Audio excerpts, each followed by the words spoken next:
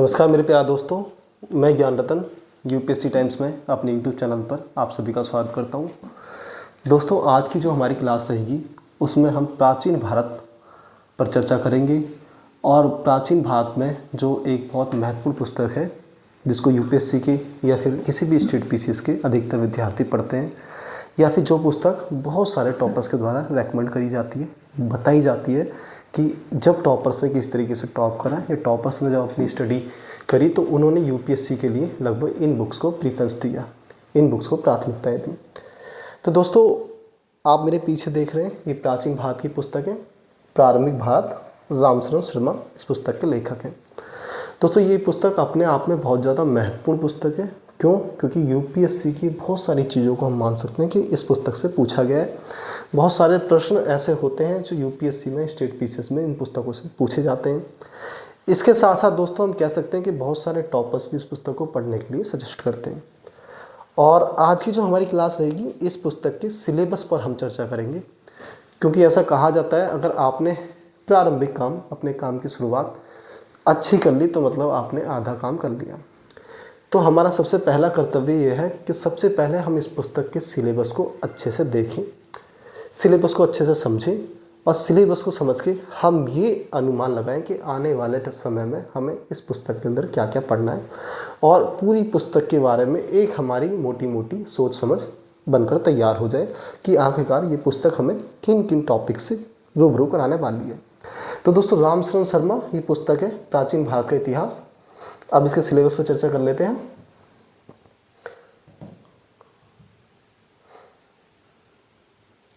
तो दोस्तों, ये प्राचीन भारत का इतिहास, प्रारंभिक भारत का इतिहास, रामशरण शर्मा, इस पुस्तक के बारे में हम चर्चा कर रहे हैं। और इस पुस्तक में जो सबसे पहला चैप्टर दिया हुआ है वो प्राचीन भारतीय इतिहास का महत्व। तो सबसे पहले इस पुस्तक में ये बताने का प्रयास किया गया है कि जो प्राचीन भारत हम पढ़ने वाले हैं इस पूरी पुस्तक के अंदर, आखिरकार इस पुस्तक को पढ़ने का क्या महत्व है, जो भारत का प्राचीन इतिहास है उसका क्या महत्व है।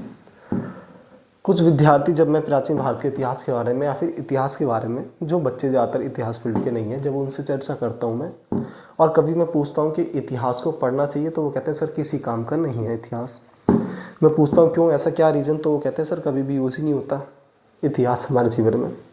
एक्चुअली हमें आगे देखना चाहिए, हमें पीछे नहीं देखना चाहिए। तो इतिहास का हमारे जीवन में बहुत बड़ा इंपॉर्टेंस नहीं है। वी आर टेक्निकली, तो हम टेक्निकली अच्छे हैं। तो दोस्तों, जब इतिहास का हमारे जीवन में कुछ यूज नहीं है, कुछ उपयोग नहीं है, तो हम इतिहास को क्यों पढ़ते हैं। आज की वर्तमान आप राजनीति को देखेंगे तो ये वर्तमान राजनीति देश की और दुनिया की कहीं ना कहीं इसका निर्माण इतिहास से हुआ है। वर्तमान में आज हमारे पास जो संसद है, हमारे पास जो राजनीतिक ढांचा है, इसकी भी शुरुआत कहीं ना कहीं इतिहास में हुई है। और हम कह सकते हैं कि वर्तमान में आज हमारे पास जिस भी तरह की सामाजिक, आर्थिक, राजनीतिक या सांस्कृतिक व्यवस्था है, उन सब की शुरुआत कहीं ना कहीं इतिहास में हुई है। तो सीधे तौर पर हम कह सकते हैं कि अगर हम वर्तमान की सामाजिक, आर्थिक, राजनीतिक और सांस्कृतिक व्यवस्था को समझना चाहते हैं तो हमें इनके इतिहास की तरफ झांकना पड़ेगा। जब हम इनके इतिहास को देखेंगे तब हमें पता चलेगा कि इन व्यवस्थाओं का जन्म कब हुआ, कैसे हुआ और किस तरह से परिवर्तन के दौर से गुजरती हुई ये व्यवस्थाएं आज के दौर में पहुंची हैं। तो दोस्तों, किसी जगह के इतिहास को समझने के लिए, किसी जगह की संस्कृति को समझने के लिए, सामाजिकता को समझने के लिए, राजनीति को समझने के लिए इतिहास का अध्ययन बहुत महत्वपूर्ण होता है। और ये जो पुस्तक है, ताकि आपका इंटरेस्ट बना रहे, आपकी इस पुस्तक के प्रति रुचि बनी रहे या फिर प्राचीन इतिहास के प्रति आपकी रुचि बनी रहे, इसलिए पुस्तक सबसे पहले आपको प्राचीन भारतीय इतिहास का महत्व बताती है। और सबसे पहले बताती है कि प्राचीन भारत के इतिहास के क्या क्या महत्व एक विद्यार्थी के जीवन में हो सकते हैं, या फिर प्राचीन भारत के इतिहास को जब हम पढ़ेंगे तो हमें पता चलेगा कि क्या क्या चीज़ें प्राचीन भारत के इतिहास में हुई है जो हमारे सीखने लायक हैं या फिर जो हमें सबक देती हैं। ठीक है, आगे बढ़ते हैं। स्रोतों के प्रकार और इतिहास का निर्माण।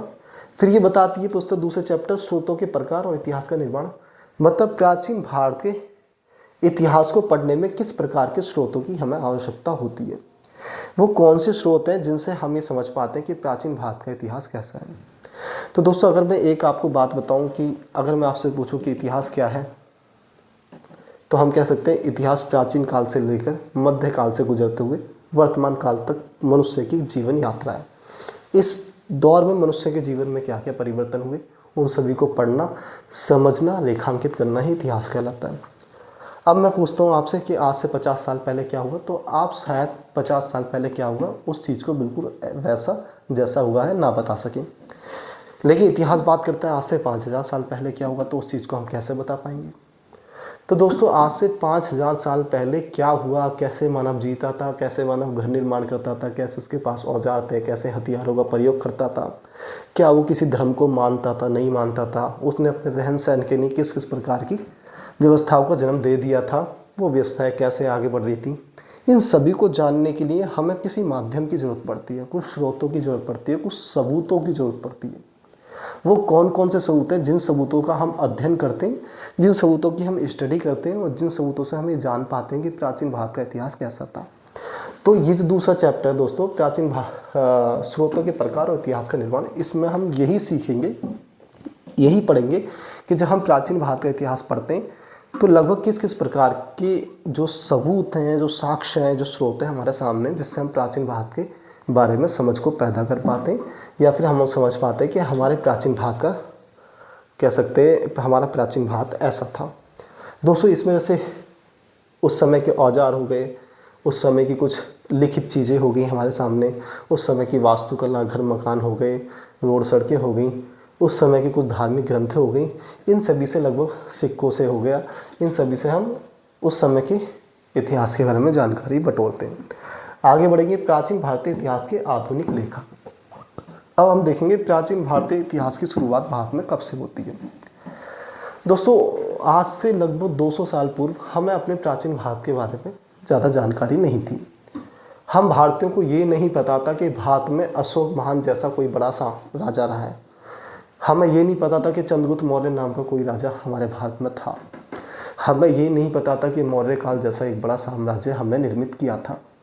हमें इस चीज़ की भी जानकारी भी नहीं थी कि सिंधु घाटी जैसी प्राचीन और सभ्य, एक कह सकते हैं संस्कृति को, सभ्यता को हमने आज से 4000 साल 5000 साल पहले विकसित कर लिया था।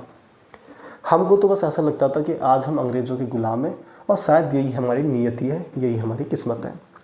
लेकिन दोस्तों 200 साल पहले कुछ अंग्रेजी अधिकारियों ने भारतीय इतिहास के बारे में एक तरीके से खोजबीन करने की शुरुआत करी, और धीरे धीरे अंग्रेजी अधिकारियों ने कुछ ऐसी चीज़ों को खोज निकाला जिससे हमें भारतीय इतिहास के बारे में जानकारी मिली। और फिर उसके बाद हम देखते हैं कुछ अंग्रेजी अधिकारियों ने भारतीय इतिहास के बारे में कुछ चीज़ों को खोज निकाला और हमें बताया कि प्राचीन भारत का इतिहास लगभग ऐसा ऐसा था। इसके साथ साथ कुछ भारतीय इतिहासकारों ने भी इसमें महत्वपूर्ण भूमिका निभाई, और उन कुछ भारतीय इतिहासकारों ने भी 5000 साल पहले के भारतीय इतिहास के बारे में बताना शुरू करा। कुछ साक्ष्य, कुछ स्रोत, कुछ सबूतों को इकट्ठा करना शुरू करा, और उन्होंने भी ये जानकारी देना शुरू करा कि भारतीय इतिहास इस प्रकार का था। इसके अलावा दोस्तों भौगोलिक ढांचा, भारत का भौगोलिक ढांचा कैसा है। भौगोलिक मतलब भारत की धरती कैसी है, पूर्व से लेकर पश्चिम तक, उत्तर से लेकर दक्षिण तक। अगर हम भारत के उत्तर में देखेंगे सबसे ऊपर, तो हमें दोस्तों क्या मिलेगी, हिमालय पर्वत श्रृंखला मिलेगी। मतलब भारत का उत्तरी भाग जो है वो कह सकते हैं कि वहाँ पे बड़े बड़े पहाड़ हैं, हिमालय वो ऊबड़ खाबड़ है। उससे थोड़ा नीचे आते हैं उत्तर प्रदेश के आसपास, बिहार के आसपास, यूपी बिहार, तो हमें मैदान मिलते हैं। जब दक्षिण भारत को देखते हैं तो हमें बड़ी समुद्र रेखा मिलती है, समुद्र तट मिलते हैं बड़े देखने के लिए। जब दोस्तों पश्चिम में देखते हैं तो वहाँ पे हमें गुजरात जैसा संपन्न राज्य मिलता है, और जब पूर्व में देखते हैं तो हमें एक अलग प्रकार के राज्यों का एक झुंड मिलता है, मणिपुर, मेघालय, नागालैंड, जो लगभग कह सकते हैं कि वहाँ पे कुछ विशिष्ट प्रकार की कृषि होती है, या फिर वो भी पहाड़ीली पथरीले एरिए हैं। तो ये भारत के भूगोल के बारे में बताता है।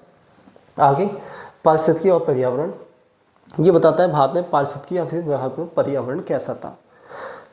अर्थात हम कह सकते हैं कि भारत में उस समय जो वर्षा होती थी वो किस प्रकार से होती थी, किस समय होती थी, ज़्यादा होती थी या कम होती थी, और किस तरह के पेड़ पौधे या वनस्पतियाँ भारत में उस समय पाई जाती थी। भाषाई ढांचा, उस समय लोग किस भाषा का प्रयोग करते थे, वो भाषा कहाँ से आई थी, किस किस तरह की भाषाएं भारत में बोली जाती थी, प्रयोग करी जाती थी। मानव का उद्भव और विकास, प्राचीन प्रस्तर युग। अब हम मोटे तौर पर कह सकते हैं यहाँ से हमारे प्राचीन भारत के इतिहास की शुरुआत हुई है। क्यों कह सकते हैं, क्योंकि अब तक जितने भी चैप्टर के बारे में मैंने आपको बताया वो एक तरीके से प्राचीन भारत और प्राचीन भारत के इतिहास के बारे में आपके अंदर एक समझ पैदा कर रहे थे।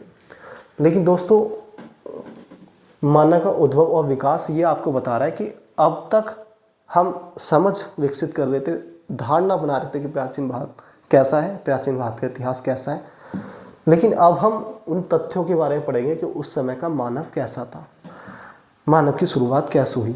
मतलब मैं कह सकता हूँ कि मानव तो बहुत पहले से था, लेकिन मानव का उद्भव और विकास, लेकिन जब से मानव का विकास होना शुरू हुआ तो तब से हम मानेंगे प्राचीन भारत के इतिहास की शुरुआत हो गई। कह सकते हैं कि मानव तो करोड़ों वर्षों से इस धरती पर है, लेकिन वो जो मानव करोड़ों वर्षों से इस धरती पर था वो मानव आदि मानव के रूप में था।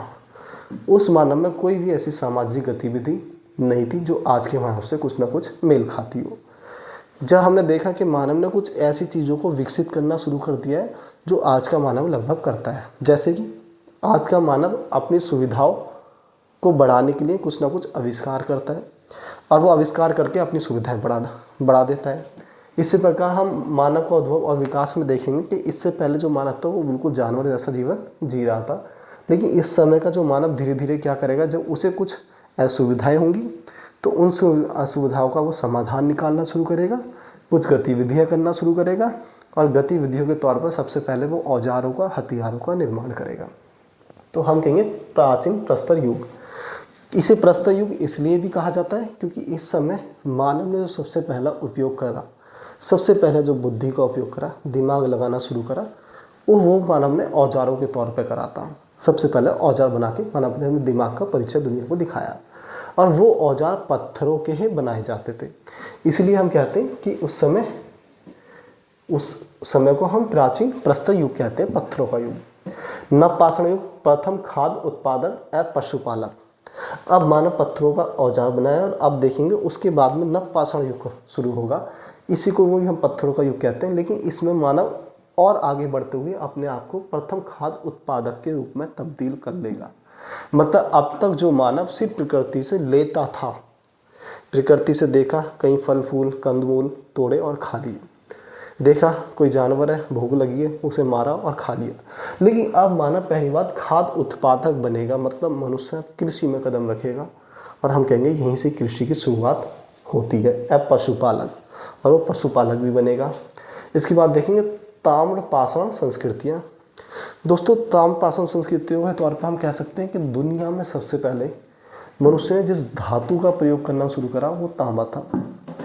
और उस समय जिन जिन संस्कृतियों में तांबे का, जिन जिन क्षेत्रों में तांबे का प्रयोग होता था, उन सभी क्षेत्रों को हम ताम्रपाषाण संस्कृतियों के अंतर्गत रखते हैं। तो मतलब सीधे तौर पर हम कह सकते हैं उस समय जिन जिन क्षेत्रों पर जो जो संस्कृतियाँ तांबे का प्रयोग करने शुरू कर दिया था या तांबे का प्रयोग करने लगी थी, उनको हम ताम्रपाषाण संस्कृतियाँ कहते हैं। आगे बढ़ते हुए हड़प्पा संस्कृति हम देखेंगे, बाद में आते आते धीरे धीरे एक हड़प्पा संस्कृति का विस्तार भारत में होगा और ये बहुत ही विकसित संस्कृति होगी जिसकी अपनी बहुत सारी विशेषताएं, पहचान होगी जो इसे और अन्य सभी सभ्यताओं से बहुत विकसित और बहुत अलग बनाती है। और ये एक बहुत महत्वपूर्ण चैप्टर इतिहास का हो जाता है हड़प्पा संस्कृति। इसे कांस्ययुगीन संस्कृति भी कहा जाता है क्योंकि हड़प्पा सभ्यता में हम देखते हैं कि ज़्यादातर जिन औजारों का प्रयोग करा जाता था, जिस धातु का प्रयोग करा जाता था, वो धातु कांस्य के, मतलब कांस्य नामक एक धातु होती थी जिससे बर्तन या फिर औजार बनाए जाते थे। आर्य संस्कृति की पहचान हम देखेंगे, हड़प्पा संस्कृति का अंत होता है और भारत में आर्यों का आक्रमण होता है और आर्य धीरे धीरे पूरे भारत में फैलने लग जाते हैं और हम उसको वैदिक युग और उत्तर वैदिक युग कहते हैं। और यही वो युग था, वैदिक युग और उत्तर वैदिक युग, जिस समय हम देखते हैं कि इस समय तक आते आते मनुष्य वेदों की और धर्म ग्रंथों की रचनाएं शुरू करने लग जाता है और धर्म को लेके हमें जो कहते हैं कि धर्म के तत्व प्रबल होकर उभरने लग जाते हैं। उसके बाद हम देखेंगे ऋग्वेदिक काल, वो वाला काल जिसको हम कह सकते हैं इसमें वेदों की रचना करी गई।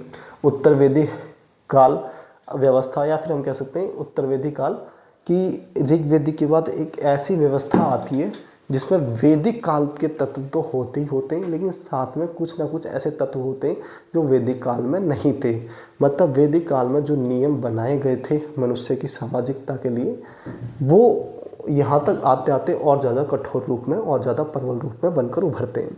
जैसे वैदिक काल में हम कह सकते हैं दोस्तों कि वैदिक काल में जात पात नहीं था, लेकिन उत्तर वैदिक काल में आके जात पात, छुआछूत और भेदभाव और वर्ण व्यवस्था जैसी चीज़ें जन्म ले लेती हैं। उसके बाद हम जैन और बौद्ध धर्म के बारे में पढ़ेंगे। भारत में जैन और बौद्ध धर्म की स्थापना, जनपद राज्य और प्रथम मगध साम्राज्य। उसके बाद हम देखेंगे कि इस सबसे आगे बढ़ते हुए भारतीय इतिहास अब जनपद में तब्दील होगा, मतलब भारत में छोटे छोटे राज्य बनने शुरू हो जाएंगे। जैसे कि आज भारत है, एक देश है, और इसमें लगभग 27 और 28 राज्य हैं। इसी प्रकार से यहाँ पे हम देखेंगे कि लगभग जनपद राज्य और प्रथम कि यहाँ पे भी हमें 16 महाजनपद देखने को मिलेंगे, 16 राज्य देखने को मिलेंगे। और इन 16 राज्यों में जो प्रथम होगा वो मगध साम्राज्य सबसे ताकतवर बन के उभरेगा। आगे बढ़ेंगे तो हम देखेंगे ईरानी और मकदूनियाई आक्रमण। तो इसी के साथ भारत में ईरानी और मकदूनियाई आक्रमण शुरू हो जाएंगे। ईरानी लोगों के भारत में आक्रमण शुरू होंगे, और ये जो ईरानी लोगों के भारत में आक्रमण शुरू होंगे हम देखेंगे। इसी के साथ साथ भारत में कुछ नई तरह की विचार भी भारत में आएंगे, क्योंकि जब कोई बाहर का राजा भारत में आता है तो अपनी सभ्यता, अपनी संस्कृति, अपने तौर तरीके लेके आता है। तो दोस्तों आगे बढ़ते हुए हम 17वें चैप्टर पर आएंगे और देखेंगे कि 17वें चैप्टर में इस पुस्तक में क्या कहा गया है। दोस्तों जो 17वां चैप्टर है उसमें बताया गया है कि बुद्ध काल में राज्य और वर्ण समाज। तो इसमें बताने का प्रयास करा गया है कि बुद्ध काल में जो देश था, जो राज्य था, वो कैसा था, और वर्ण और समाज, और उस समय जो समाज की वास्तविक स्थिति थी वो कैसी थी। समाज की वास्तविक स्थिति से हमारा मतलब होता है कि उस समय का जो समाज था उसका जो एक ढांचा था, जो स्ट्रक्चर था, वो किस टाइप का बना हुआ था।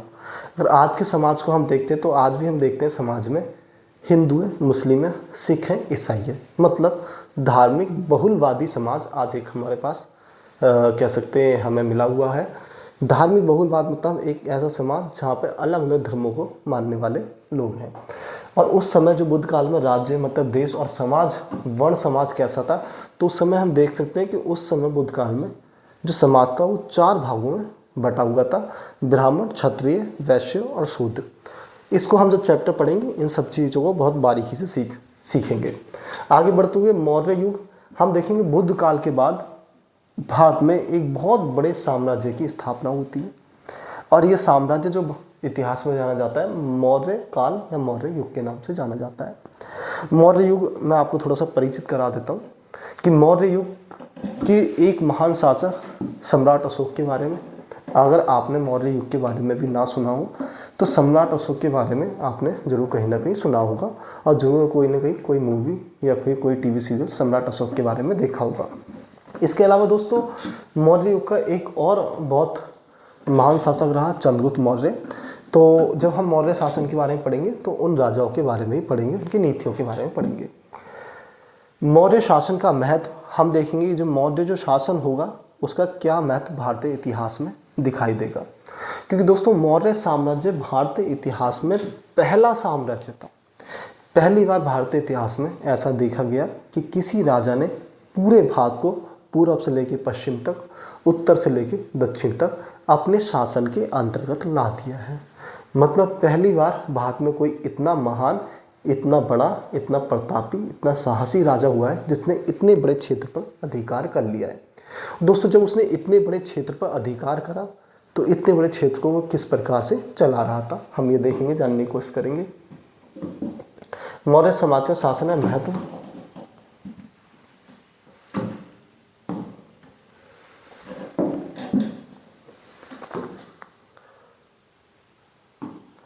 नेक्स्ट दोस्तों 20वां चैप्टर, मध्य एशिया से संपर्क और उसके प्रभाव। यहाँ पे हम देखेंगे कि मध्य एशिया को हम कह सकते हैं कि वर्तमान में जो पाकिस्तान की स्थिति है, जो अफगानिस्तान की स्थिति है, जो ईरान इराक की स्थिति है, और लगभग थोड़ा थोड़ा रूस के आसपास का जो भारत है, रूस के आसपास का जो संसार है, उसे हम मध्य एशिया की कैटेगरी में रखते हैं। और देखेंगे मध्य एशिया से संपर्क और उसके प्रभाव। और ये वही दौर था जब भारत का मध्य एशिया से संपर्क हुआ, एक नई संस्कृति से संपर्क हुआ, और उस संस्कृति के कुछ प्रभाव भारत की संस्कृति पर भी पड़ने लग गए। जैसे कि हम इस समय देखेंगे जो पर्दा प्रथा भारत में इस समय मध्य एशिया से आएगी, एक नई प्रथा हम देखेंगे। हम देखते हैं कि अशोक के शिलालेख लिखने की जो पद्धति होती है, शिलालेख बनाने की जो पद्धति होती है, उस पर भी हमारा लगभग मध्य एशियाई प्रभाव दिखाई देता है। इसके साथ हम और भी बहुत सारे प्रभावों को मध्य एशिया भारतीय संस्कृति पर देखते हैं। मध्य एशिया से जब भारतीय संस्कृति का कह सकते हैं संपर्क होता है। आगे बढ़ते हुए सातवाहन युग, तो अब तक हम जितनी भी बात कर रहे थे वो उत्तर भारत के बारे में बात कर रहे थे, मतलब ऊपर के भारत के बारे में। अब हम देखेंगे पहली बार नीचे के भारत में, दक्षिण भारत में, कह सकते हैं वर्तमान महाराष्ट्र और उससे नीचे का भारत। तो पहली बार देखेंगे हम सातवाहन नाम का एक बड़ा साम्राज्य अब दक्षिण भारत से विकसित होना शुरू होगा। अब तो जो साम्राज्य विकसित होते थे, साम्राज्य निर्माण की जो प्रक्रिया चलती थी या फिर बड़े बड़े साम्राज्य निर्मित होते थे, ये उत्तर भारत में होते थे। लेकिन अब पहली बार देखा जाएगा कि कोई दक्षिण भारत का राज्य एक बड़ा साम्राज्य में तब्दील होगा। अब उत्तर भारत तक अपना कह सकते हैं अधिकार स्थापित करेगा। उस साम्राज्य को हम सातवाहन साम्राज्य कहेंगे। दक्षिण भारत का महत्वपूर्ण साम्राज्य। आगे बढ़ते हुए सुदूर दक्षिण में इतिहास का आरंभ। हम देखेंगे सुदूर दक्षिण, सुदूर मतलब दूर का दक्षिण। एक तो मैंने आपको बताया सातवाहन महाराष्ट्र तक का दक्षिण है, एक जब हम उससे भी महाराष्ट्र से नीचे जाएंगे तो हमें कर्नाटक, तमिलनाडु, केरल ये राज्य मिलेंगे। तो इन राज्यों में भी देखेंगे सुदूर दक्षिण में इन राज्यों को जोड़ा जाता है, गिना जाता है। और सुदूर दक्षिण में इतिहास का आरंभ। और हम देखेंगे अब सुदूर दक्षिण में भी धीरे धीरे साम्राज्यों का विस्तार होना शुरू होगा। धीरे धीरे नए नए साम्राज्य स्थापित होंगे और देखेंगे यहाँ पे भी धीरे धीरे अब साम्राज्य निर्माण की प्रक्रिया शुरू हो जाएगी। दोस्तों, उत्तर भारत के मुकाबले दक्षिण भारत शुरुआती के दौर में पीछे रहा है। अगर हम शुरू में भारतीय इतिहास को देखते हैं प्राचीन काल में, तो हम देखेंगे उत्तर भारत जो रहा है वो इतिहास निर्माण की प्रक्रिया में हमेशा आगे रहा है। लेकिन धीरे धीरे आज हम देखते हैं, आज शायद हमें कहीं ना कहीं दक्षिण भारत आगे दिखाई देता है। आगे बढ़ते हैं, शिल्प, व्यापार और नगरों का विकास। और इसी दौर में भारत में शिल्प, व्यापार और नगरों का विकास। नगर मतलब शहरों का। भारत में कहाँ बड़े बड़े शहर बने जहाँ पे व्यापार होता था, किस किस चीज़ का भारत में व्यापार होना शुरू हो गया, कहाँ से व्यापार होता था, कितना व्यापार होता था। शिल्प मतलब उस समय कौन कौन सी ऐसी शिल्प कलाएँ थी जिनको निर्मित करा जाता था। शिल्प हम उन चीज़ों को कह सकते हैं जिनको उस समय के मानव हाथों से निर्मित करते थे, जिन चीज़ों को। गुप्त साम्राज्य का उद्भव और विकास। तो दोस्तों, मौर्य साम्राज्य के बाद भारत में जब मौर्य साम्राज्य का अंत हो जाता है तो कुछ समय तक भारत में छोटे छोटे राज्यों की स्थापना होती है। वो छोटे राज्य कह सकते हैं कि उनमें कुछ राज्य महत्वपूर्ण रहे, कुछ राज्य इतने महत्वपूर्ण नहीं रहे। लेकिन फिर कुछ छोटे छोटे राज्यों के बाद फिर दोबारा भारत में एक समय आता है जब दोबारा से भारत में एक बड़े साम्राज्य की स्थापना होती है।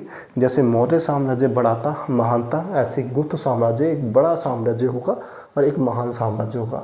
तो गुप्त साम्राज्य का उद्भव होगा और गुप्त साम्राज्य का विकास आगे होगा। धीरे धीरे इसके कई राजा आएंगे। गुप्त कालीन जीवन, गुप्त काल का जीवन कैसा था लोगों का, राजा महाराजाओं का। पूर्वी भारत में सभ्यता का प्रसार। और आप देखेंगे हम ये जो प्रसार अभी तक उत्तर भारत में था, उत्तर भारत से दक्षिण भारत में होता है और दक्षिण भारत के बाद पूर्वी भारत में भी जो आज का कह सकते हैं उड़ीसा, मणिपुर, मेघालय, ये नागालैंड, ये वाले राज्य, इनमें भी धीरे धीरे हम देखेंगे संस्कृति का प्रसार होने लग जाएगा। हर्ष और उसका काल। हम देखें गुप्त काल के बाद भारत में फिर दोबारा एक ऐसी स्थिति आती है कि भारत में छोटे छोटे बहुत से राजाओं को देखा जाता है। लेकिन उन छोटे छोटे राजाओं में से फिर से एक महान राजा बन के उभर कर आता है जिसे हम कहते हैं हर्ष। और हर्ष के काल में कह सकते हैं भारतीय इतिहास की कई बड़ी उपलब्धियां हर्ष के काल में हमें मिली। हर्ष के काल में हम देखते हैं बौद्ध धर्म का विकास होता है। हर्ष के काल में हम देखते हैं कि एक तरीके से कह सकते हैं कि दोबारा से एक हमें ताकतवर राजा और एक अच्छी अर्थव्यवस्था भारत में देखने को मिलती है। नेक्स्ट, प्रायद्वीप में नए राज्यों के गठन और ग्राम विस्तार। प्रायद्वीप भारत मतलब नीचे के भारत में अगर हम दक्षिण भारत की बात करें, उसमें नए देश कैसे बने, नए राज्य और ग्राम और धीरे धीरे गांव कैसे बने वहाँ पे, उनके बारे में पढ़ेंगे। दर्शन का विकास, भारतीय दर्शन का विकास बहुत इंपॉर्टेंट चैप्टर है, बहुत अच्छा चैप्टर है। भारतीय दर्शन मतलब भारत में प्राचीन काल में कौन कौन सी धार्मिक व्यवस्थाएं, कौन कौन से धार्मिक विचारों का उद्भव हुआ और धार्मिक विचार किस प्रकार के विचार थे, उनके बारे में भी हम इस पुस्तक में पढ़ेंगे।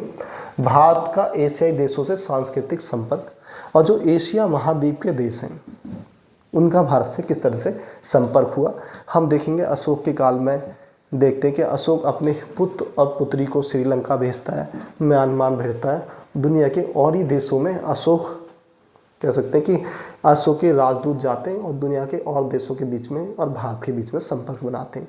ऐसा भारत में कई बार होता है। तो हम भारत का दक्षिण एशियाई देशों से सांस्कृतिक संपर्क भी देखेंगे, प्राचीन से लेकर मध्यकाल की ओर। और अब हम देखेंगे प्राचीन काल से लेकर भारत मध्यकाल की ओर बढ़ना शुरू होगा।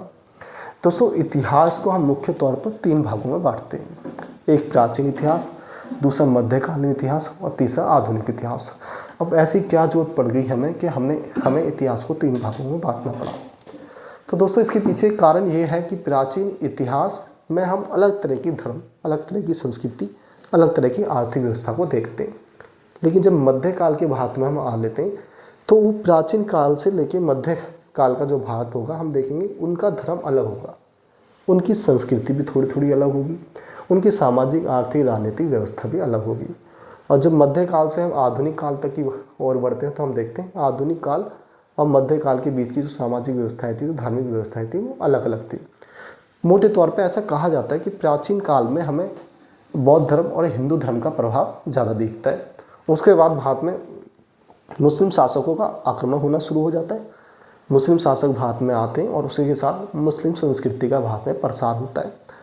तो जब से मुस्लिम संस्कृति का भारत में प्रसार होना शुरू होता है तो उसे हम मध्यकाल कह देते हैं। और जब हम देखते हैं एक समय कि मुस्लिम शासकों को भी अंग्रेज़ों द्वारा पराजय झेलनी पड़ती है और धीरे धीरे अंग्रेज़ों का भारत में विस्तार होना शुरू हो जाता है। और जब से लेकर अंग्रेज़ों का भारत में विस्तार होता है, जब तक अंग्रेज भारत को आज़ाद करके जाते हैं, तब तक के युग को हम आधुनिक काल कहते हैं। तो आप इतिहास को कितने भागों में बांटा गया है आप इसे समझ गए होंगे। तो प्राचीन से मध्यकाल की ओर तो हम देखेंगे प्राचीन काल से लेकर प्राचीन काल धीरे धीरे खत्म होगा और मध्यकाल की ओर भारत बढ़ेगा। प्राचीन काल में हिंदू धर्म और जैन धर्म का, बौद्ध धर्म का ज़्यादा प्रभाव था। मध्यकाल में हमें देखिएगा कि मुस्लिम शासक आएंगे और धीरे धीरे हिंदू धर्म और जैन बौद्ध धर्म का प्रभाव कम होता चला जाएगा और मुस्लिम धर्म का प्रभाव बढ़ता चला जाएगा। प्राचीन काल में सामाजिक बदलाव का सिलसिला। और प्राचीन काल में किस प्रकार से सामाजिक बदलाव होता है? सामाजिक बदलाव का मतलब कि समाज किस तरह से निर्मित होता जा रहा है और नया समाज बनता जा रहा है, नए रूप में ढलता जा रहा है।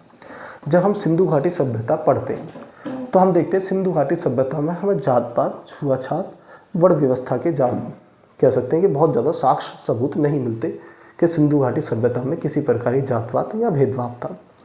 लेकिन सिंधु घाटी के पतन के बाद हम देखते हैं भारत में वैदिक काल आता है और वैदिक काल में भी हम वर्ण व्यवस्था के बारे में सुनते हैं, लेकिन वर्ण व्यवस्था को देखते हैं कि वो इतने कठोर रूप में लोगों के ऊपर लागू नहीं होती, समाज पर लागू नहीं होती।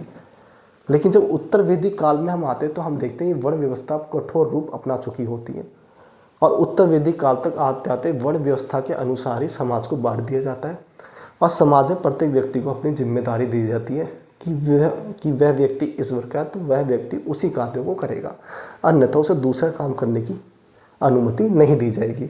और धीरे धीरे ये जो समाज है आगे बढ़ता रहता है, समाज कुछ कुछ परिवर्तन के साथ आगे बढ़ता है। तो यही हम देखेंगे प्राचीन काल में सामाजिक बदलाव का सिलसिला। नेक्स्ट एंड लास्ट, प्राचीन भारत की विरासत। अब प्राचीन भारत की विरासत के बारे में पढ़ेंगे नेक्स्ट चैप्टर कि प्राचीन भारत से हमें क्या क्या मिला है, क्या प्राचीन भारत की देन है। जैसे कि हम कह सकते हैं कि जब हम साउथ की साइड जाते हैं, दक्षिण भारत की तरफ जाते हैं, तो हमें बहुत सारे ऐसे मंदिर दिखते हैं जो प्राचीन भारत में बने, प्राचीन काल में बने, बहुत पुराने 3-3, 4-4 हज़ार साल, 2,500 हज़ार साल पुराने मंदिर है। और कह सकते हैं वो आज भी हमें जीते और जागते और आज भी भारत को कह सकते हैं बहुत प्रसिद्ध स्थल के रूप में भारत को प्रसिद्ध करते हैं, दिखाते हैं भारत को। या फिर हम कह सकते हैं प्राचीन भारत की विरासत, मतलब प्राचीन भारत ने हमें क्या क्या सीख दी है या फिर कौन सी चीज़ आज भी हमारे सामने जो लगभग हमने प्राचीन भारत से सीखी है। तो दोस्तों, मैं आशा करता हूँ आपको आर.एस. शर्मा प्राचीन भारत इस बुक का प्रत्येक चैप्टर समझ में आया होगा। आपको ये समझ में आया होगा कि इन चैप्टर के अंदर हम किन चीज़ों को पढ़ने वाले हैं। अब मुझे लगता है आप उस स्थिति में पहुंच गए जिससे आप पूरी बुक के बारे में एक अपना माइंड मेकअप कर सकते हैं। पूरी बुक के बारे में आप अपनी धारणा बना सकते हैं। आप ये समझ सकते हैं कि लगभग इस पूरी बुक में आप क्या क्या पढ़ने वाले हैं। तो दोस्तों, आशा करता हूँ आपको समझ में आया होगा और अगली क्लास में हम chapter by chapter, every chapter, every word इस बुक को ख़त्म करेंगे और मेरा मानना है आप इस बुक को मेरे साथ अगर इस तरीके से सिलसिलेवार तरीके से ख़त्म करते हैं तो प्राचीन भारत पर आपकी पकड़ बहुत मजबूत हो जाएगी। तो दोस्तों आज यहीं पे क्लास को विराम देते हैं। Thank you for watching.